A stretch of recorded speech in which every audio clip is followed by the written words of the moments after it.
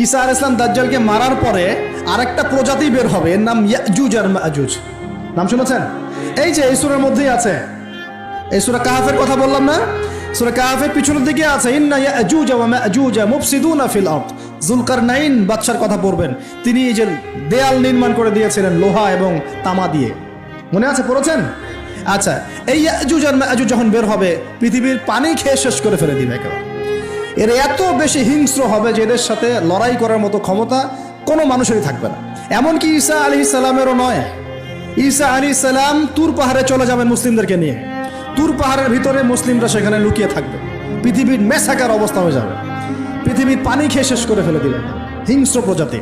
তখন ঈসা আলাইহিস সালাম আল্লাহর কাছে দোয়া করবেন, আল্লাহ এই বিভৎস জাতিকে ধ্বংস করো। আল্লাহ রাব্বুল আলামিন তখন ওই ইয়াজুজ আর মাজুজের এই কাঁধে, ঠিক কাঁধের মাঝখানে একটা ভাইরাস জন্ম দিবেন। কি জন্ম দিবেন? ওই যে বলি না মহামারীর ভাইরাস, অমুক ভাইরাস তমুক ভাইরাস, এই ভাইরাস আরও সামনে আছে বাকি এখন।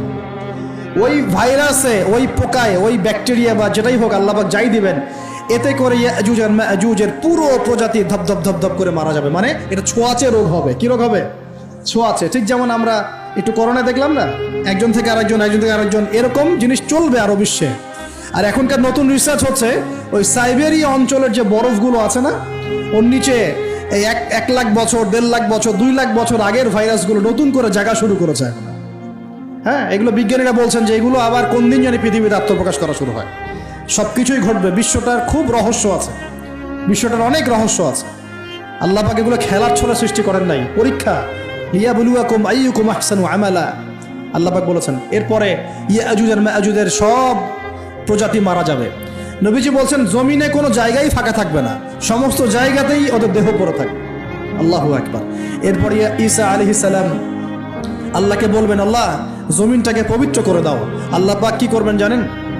বড় বড় নখরওয়ালা, বড় বড় নখ আছে, নখ দেখেছেন? বড় বড় নখ, বড় বড় নখওয়ালা একটা স্পেশাল প্রজাতির পাখি আল্লাহ পাঠাবেন। কি পাঠাবেন? পাখি। এটা কোন পাখি, কি নাম আমরা জানি না। ঠিক এরকম করে এই এক শ্রেণীর পাখি আল্লাহ পাঠাবেন যাদের নখগুলো খুব বড় বড় হবে, বিশাল বিশাল নখ। এই নখগুলো দিয়ে তারা দেহগুলোকে উঠাবে, উঠিয়ে নিয়ে কোথায় যে ফেলে দেবে আল্লাহ ভালো জানে। সুবহানাল্লাহ, আল্লাহু আকবার। আল্লাহ পাক বিশ্বে কত কি বাকি রেখেছেন এখন। এরপরে আল্লাহ পাক কি করবেন জানেন? আল্লাহ পাক বৃষ্টি বর্ষণ করবেন। এত বেশি বৃষ্টি হবে, এত বৃষ্টি হবে, জমিন ধুয়ে পরিষ্কার হয়ে যাবে। হাদিসে আসছে জমিন একদম চকচক করবে, জমিটা পরিষ্কার হয়ে চকচক করতে থাকবে। এরপরে কারণ ওই ভাইরাস তো ধুইতে হবে না, ভাইরাসকে ধুয়ে সাফ করতে হবে। তারপরে ঈসা আলাইহিস সালামের সময়ে বলা হচ্ছে, তার সময়ে একটা ডালিম, ডালিম দেখেছেন কিনা? আনার ডালিম, এই ডালিমের যে খোসা হয় না, এই ডালিমের খোসার নিচে একটা পুরো পরিবার আশ্রয় নিতে পারবে। কি বুঝলেন? এত বড় বড় ফল হবে, এত বরকত হবে জমিনের মধ্যে।